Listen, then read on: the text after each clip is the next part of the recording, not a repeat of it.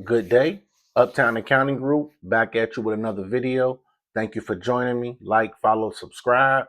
Today, we're jumping into the CNBC, NBC list on the NBA valuations. So let's jump into it. Number one on the list is Golden State Warriors with a $10.8 billion valuation and revenue of $840 million and an EBITDA of $362 million. And so I'm going to preface this by saying most of the teams in the NBA are not public companies, nor are they owned by public companies. And so they don't have to release financial statements. They don't have to communicate their revenue. They don't have to communicate their EBITDA, none of that information to the public. And so they do produce this information, but they don't have to give it to the public. And so when you see these items, keep in mind that we're getting this information from different sources, but it's not self disclosed. Just wanted to preface that. So when we go into this revenue, it's 840 million. That's all the money that came in from ticket sales, from advertisers, from licensing out the games, from whatever the case may be, the whole shebang.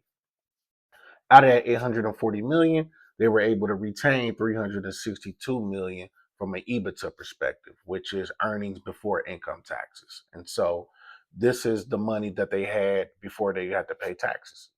So 362 million. If we were to do some quick math, that's like $480 million difference. That $480, when I say 480 million, I'm speaking about the difference between revenue and EBITDA. You could say these are their expenses. And so we can say roughly 480 million in expenses. That's what Golden State has with a revenue of 840 million. Now that's pretty good when it comes to the NBA. So not only are they do they have the highest valuation, but they also are managed pretty good. And so um, let's keep that number around. That way we can basically compare it to others.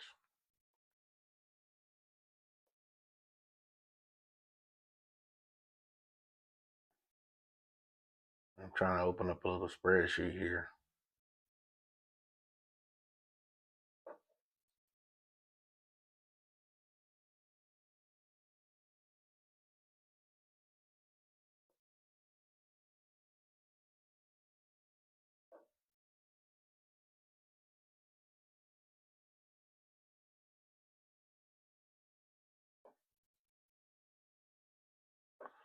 All right. So that expense, that's pretty important. We're going to say that was 480 million. That 480 million, and just for I'm going to spell out the whole 480 million so you can just see it for yourself.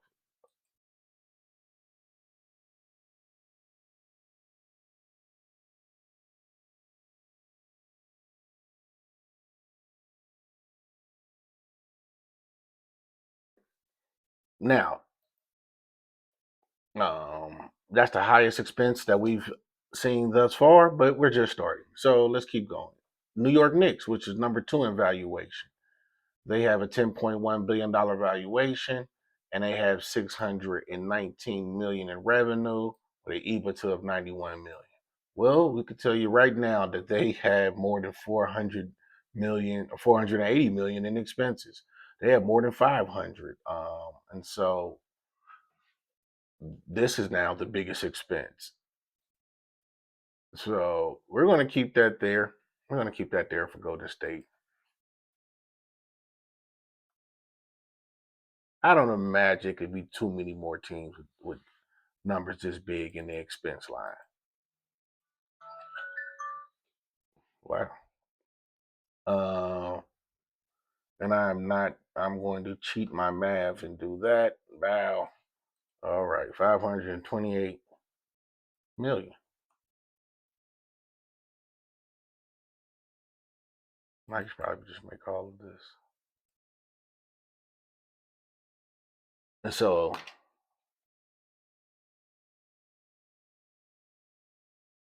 These are estimated expenses. They're estimating that based off of what's in here. So New York is now the highest expense team. LA with 500, LA is third on the list with a $10 billion valuation. That seems to be the big dog number in valuations. And so the three big dogs are LA, New York, Golden State. With this $10 billion valuation, though, they only made 565 million in revenue. And so Golden State is making way more money than LA. And New York is making more money than LA too. And so they have stars. I don't know what that's about. That could be something that happen all the time, or what, or maybe the tickets are too high. I don't know, or celebrities still going to the game and all of that. But it's definitely a difference as it compares to Golden State, which I'm curious on those differences. But I don't think that this article goes into that. So that's something maybe for later. EBITDA at 158 million, and so we can look at that and call that 400 million ish. And so it's definitely not one of the biggest expenses that we've seen. New York is right now at roughly 520 something million, 28 million. And so that's that. Chicago, and actually I skipped LA Clippers, which I can cover them. Actually, I can cover 4 through 10 in the same bucket. These are teams ranked with a valuation of 6 billion ish. Now this Clippers is 7 billion, but I'm going to classify the 6 billion for the sake of this conversation. And they have revenue around 400 million. Sorry about that. Wow, 400 million to 500 million. So very similar in numbers. Now the EBITDAs are much different. When you go into Boston, they're losing money, and a lot of that is due to um, reasons I don't really know. Their salaries, as far as team salary, it's pretty. I know Jason Tatum, Jalen Brown, like I think they're paid similar, and even Derek White, they're paid similar to the top three at um, Golden State. And so, as far as salary composition, is pretty similar. But there could be other expenses within Boston that's eating them alive. And so, I guess just check Golden State. I actually have them up. And so, when you look at their top three, you could see that that's 130 million. But if you keep going to Draymond, and you keep going all the way through from Draymond all the way down, let's call it 60 million, give or take. And so let's say 200 million on salaries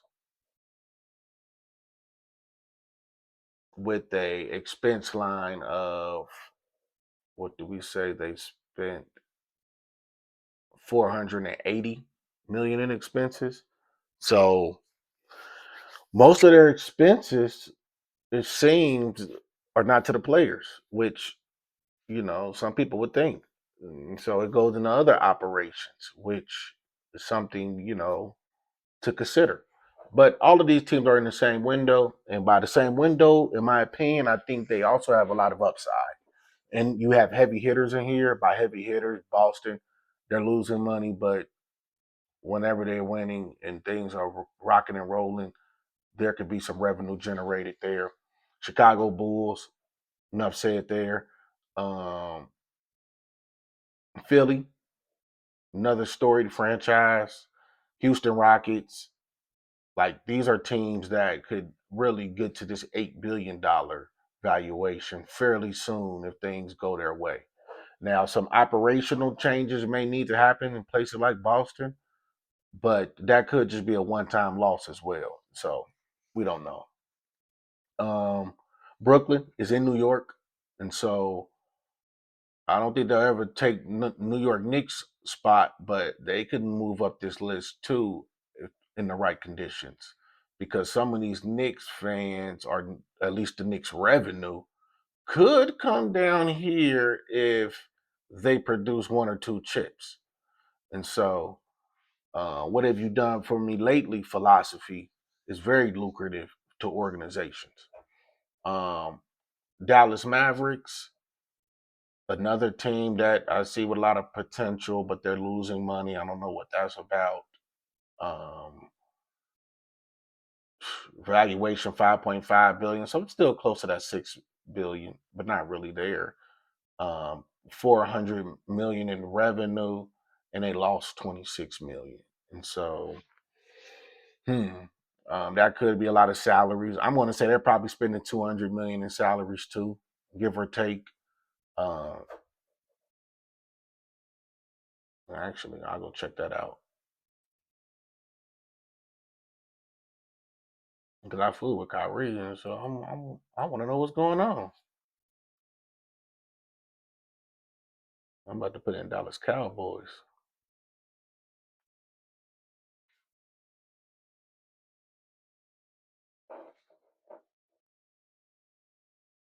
All right, and so I'm just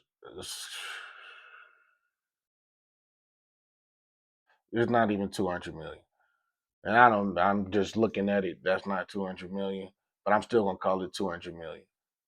And so I don't know what they're doing in Dallas. Um, it seems they have. I don't know. Maybe I'm saying 200 million in expenses for athletes in form of salaries, and then I guess another 156 to other things. And so, but like I said, that 200 was a little high, and so I don't know.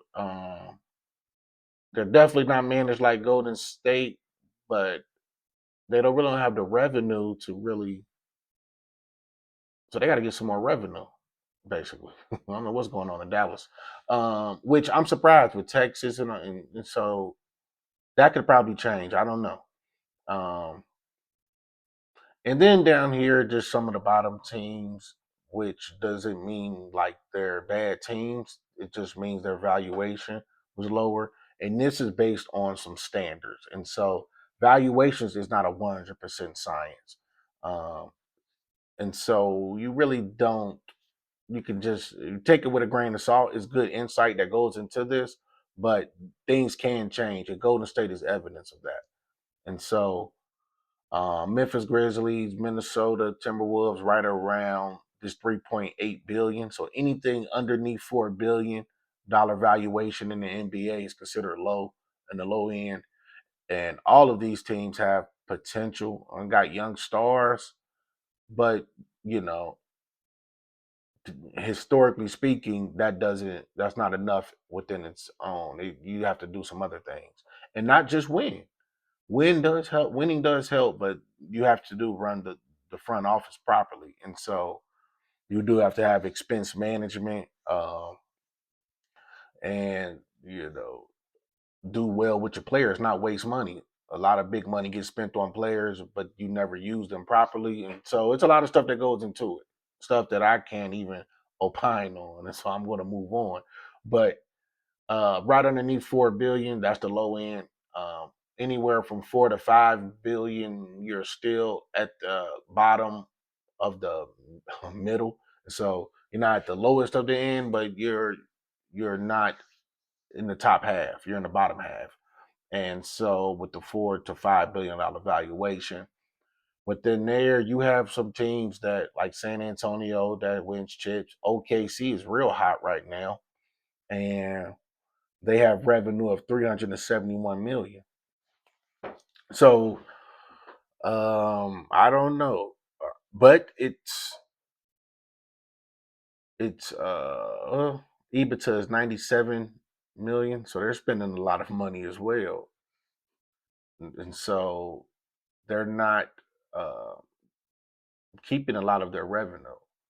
So they need to, try to get more revenue, which I don't know how you do in the OKC. Um, that's some calculus that's a $1 trillion question right there. And so moving on up to get up out of here. But before I do, let's just cover some of the highest EBITDAs. Remember, EBITDA is earning before income tax. No surprise, Golden State 362 million. They kept that money. They dared salute to Golden State.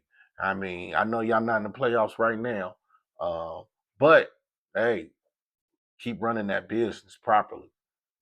And so, do I have any $200 million EBITDAs? In quick scan, I don't see it. $200 million EBITDA. Do I have any 150? Yes, I do. LA Lakers. Bron and them. Shout out to Bron and them. 158 million. And so, hey, um, that's solid. I thought they would waste money. LA, for some reason, wasteful spending is something I attributed, but they're doing their thing. And so, uh, I don't know. Is LeBron in the front office? My goodness, it's solid. But we have the Lakers coming in number two when it comes to EBITDA. So this is once again earning before income taxes. This is the what you retain from that year before you paid income taxes and income. And so it's a great measurement of your business because it's one thing to make high revenue, but it's another thing to spend it all away. And so uh, LA Clippers is another well-managed organization. I mean, they're right at the 150 million dollar mark. And so when we really measure these teams based off their EBITDA, Golden State made the most money, followed by the two LA teams. Shout out to LA. I mean, y'all, that's that's solid. California running basketball. Easy to say that. And so I would think it's New York, but no, it's California. Especially when it comes to valuations and revenue in the NBA and in managing their organizations. As we see, the New York Knicks, they made 91 million. They're down here with Memphis made 77 million. And Golden State made double. I mean, New York made double. New York made double from what Memphis made. And they basically made the same amount, 90 million. Memphis made 80 million. And so East Coast management of basketball is definitely different right now. Uh, but it's not a coastal thing. It's just uh, California's definitely. I'm impressed. I'm impressed. That's a good outlier to be a part of. Chicago, they're not at the 150 million, and so nobody else is at the 150 million. After the 150 million EBITDA mark, it becomes 120 million, and so that's the Philly, Houston, Chicago. That's the $120 million mark, and so pretty good, pretty good. I guess Philly seems like a frugal organization, but they had a good expense line at 300 million, and so they're definitely spending money too. And so that pretty much sums up some of the outliers just from this list. Just things to point out, to note. Keep in mind the only organization that released public financials is the New York Knicks. They have public financials that you can get through Madison Square Gardens, and that information is readily available at scc.gov. And in there, they do discuss certain things. I have videos on the New York Knicks. Go check it out on their revenue and how there was an increase in revenue by way of the playoffs and making it to the Eastern Conference Final. So keep in mind, all of these revenues can change. And as we're watching NBA basketball now, we could see an underdog. Indiana maybe made some of their highest revenue last year by going to the playoffs. This 394 million. I'm curious on how that compares to previous years. Um, but Indiana could possibly have been in this bottom half without that NBA championship run. They didn't win it, but they went to the championship. And so yeah, so some of these bottom teams, we could be watching them increase their valuation today, tonight. And so stay tuned. But until next time, like, follow, subscribe, Uptown Accounting Group, Lamar Jones. Until next time.